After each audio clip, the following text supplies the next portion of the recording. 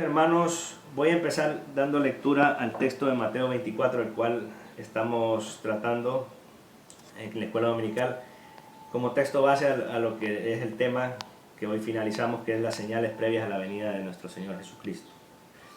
Y dice así Mateo 24, voy a leer a partir del versículo 3. Y estando él sentado en el monte de los olivos, los discípulos se acercaron aparte diciendo: Dinos, ¿cuándo serán estas cosas y qué señal habrá de tu venida y del fin del siglo? Respondiendo Jesús les dijo: Mirad que nadie os engañe, porque vendrán muchos en mi nombre diciendo: Yo soy el Cristo, y a muchos engañarán.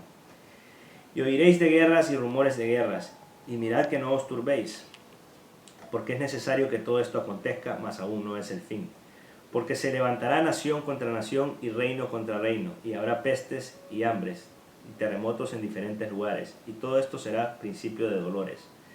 Entonces os entregarán a tribulación y os matarán, y seréis aborrecidos de todas las gentes por causa de mi nombre.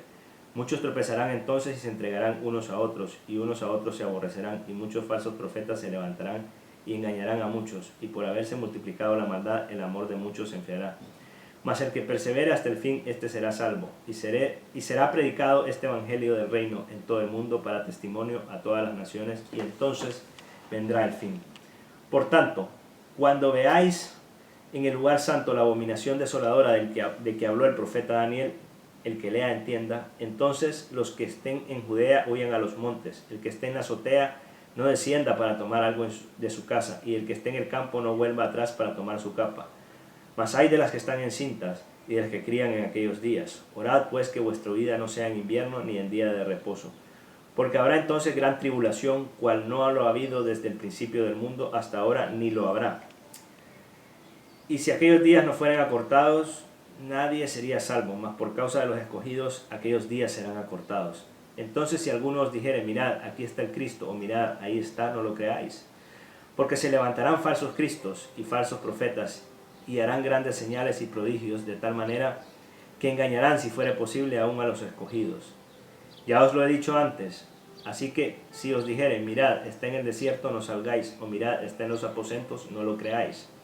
Porque como el relámpago que sale del oriente y se muestra hasta el occidente, así será también la venida del Hijo del Hombre. Porque donde quiera que estuviera el cuerpo muerto, ahí se juntarán las águilas.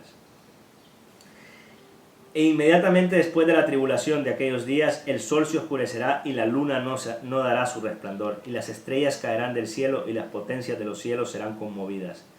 Entonces aparecerá la señal del Hijo del Hombre en el cielo, y entonces lamentarán todas las tribus de la tierra, y verán al Hijo del Hombre viniendo en las nubes del cielo con poder y gran gloria. El otro día os daba tres formas en que se dividían estas señales, y os hablaba que el teólogo Anthony Hockenman las dividía en señales de gracia, oposición y juicio. Hoy hablaré de las señales de oposición y juicio. El domingo pasado os hablé de las de gracia. Pero yo voy a resumir todas estas de oposición y juicio en una sola palabra, que sería señales de juicio, en una sola categoría, digamos. ¿Por qué? Porque esto es un juicio que viene sobre una humanidad caída. Y bueno, ya el texto en sí empieza con señales en el versículo 6. Nos habla de guerras, de hambres, terremotos, pestes, y aquí podríamos hacernos una pregunta: ¿estamos viviendo todo esto ahora? Con el coronavirus podríamos hablar que se trata de una plaga, de una peste que está azotando a la humanidad. Pues sí, a lo largo de la historia hemos visto que todo esto, han habido grandes pestes que han asolado a la humanidad, guerras terribles, la Segunda Guerra Mundial, un ejemplo de ello. Y bueno, estos sucesos se han venido dando a lo largo de la historia. Fijaros que dice el versículo 8, pero todo esto será principio de dolores, todos estos acontecimientos que pasan.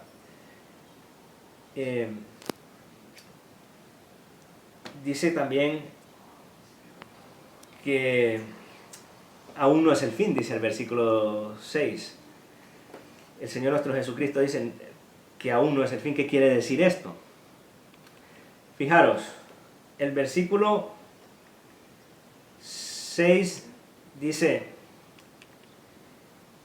perdón, el versículo 9 dice: entonces os entregarán a tribulación. O sea que seguidamente encontramos esta idea, y empezaremos como catalogando nuestras señales de hoy como la primera, la gran tribulación. ¿qué significa esta idea de tribulación en la Biblia? ¿Qué es la gran tribulación? Pues la palabra tribulación ya nos trae una idea, porque fijaros que en el pasaje lo que nos dice es que os entregarán a tribulación y os matarán y seréis aborrecidos. ¿No? Parece darnos la idea de una persecución, de un periodo de angustia, aflicción, dificultad, padecimiento. ¿Pero de quién? Pues sería de la iglesia, obviamente. ¿Quién ha sido perseguido a lo largo de la historia? La iglesia. De hecho, el texto en hebreo, o sea, la Biblia del Antiguo Testamento, la palabra en hebreo, cuando se usan términos que se refieren a la tribulación del pueblo de Israel, la palabra indica algo más fuerte, que es como estrechar, angustiar, presionar, oprimir. O sea, os hacéis una idea, es un periodo de gran sufrimiento. Pero, ¿quién pasará este sufrimiento? Como os decía, el pueblo de Dios, los hijos de Dios, la iglesia. ¿A quién se refiere? ¿A quiénes serán los que sufrirán todo esto? La humanidad. Pues sí, la humanidad entera, pero también podríamos pensar que el pueblo de Dios, o no. Hay 3 puntos de vista, voy a citar 3 ahora. Por ejemplo, el primero es el de los premilenaristas, que os hablaré luego de ellos cuando hable sobre el milenio, o dispensacionalistas, que creen que habrá un rapto antes de la segunda venida de Cristo, en que la iglesia será arrebatada y no pasará el periodo de la gran tribulación. Entonces, esa gran tribulación solo la pasarán la humanidad que está y el pueblo de Israel, que será como un remanente. Hay otro punto de vista que os cité la vez pasada, que es el del teólogo Wayne Grudem, que me parece interesante porque concilia lo de que Cristo vendrá, perdón, lo de la expectativa de la venida de Cristo, que debemos estar preparados siempre a la venida de Cristo, y es de que probablemente no sabemos si ya hemos pasado por esta gran tribulación, porque la iglesia, y según el punto de vista de Grudem, pues, y de muchos cristianos, que la iglesia es la que pasará la gran tribulación. Puede ser que ya los cristianos que han sido perseguidos en diferentes lugares del mundo, que han sufrido persecución, dolor y angustia, para ellos ya la gran tribulación ha pasado. No sabemos, no podemos tener la certeza, la seguridad de que ya sucedió o está por suceder. Este es un punto de vista interesante. Yo lo mencioné la vez pasada. Pero hay un punto de vista, y creo que me inclino un poco más por que es de que habrá un periodo de la historia en que habrá una verdadera gran tribulación muy fuerte, más fuerte como nunca se ha vivido. Porque fijaros que en el versículo 21 de este texto que acabamos de leer dice: porque habrá entonces gran tribulación cual no ha habido desde el principio de la humanidad hasta ahora, ni lo habrá. Según las formas en que se cumplen las profecías bíblicas, si estudiáis las profecías bíblicas en la Biblia, podemos ver de que la lucha entre el bien y el mal, entre Cristo y Satanás, se ha ido intensificando a lo largo de la historia. Cuando en momentos puntuales de la historia, por ejemplo, vemos que desde que Dios le dijo a Adán y a Eva, cuando cayeron en el Edén, les dijo que la simiente de la mujer pisotearía la cabeza de la serpiente. La guerra en contra del pueblo de Dios, primero Israel y después la iglesia, se ha ido intensificando a lo largo de la historia. Pero han habido momentos puntuales en que vemos que en Egipto quisieron acabar cuando nació Moisés con los hijos de Israel. En el tiempo de Jesús, cuando iban a ser el Mesías, quisieron acabar con los niños que nacieron. La iglesia ha sido perseguida, se ha tratado de destruir la iglesia en el pasado. Pero parece ser que todas estas cosas también, la forma en que se cumplen las profecías, son tipos de que nos llevan a momentos puntuales, como es cuando Cristo viene y se encarna, o cuando sea su segunda venida. Quizá vemos que ciertas profecías son tipos de cosas que se van a cumplir.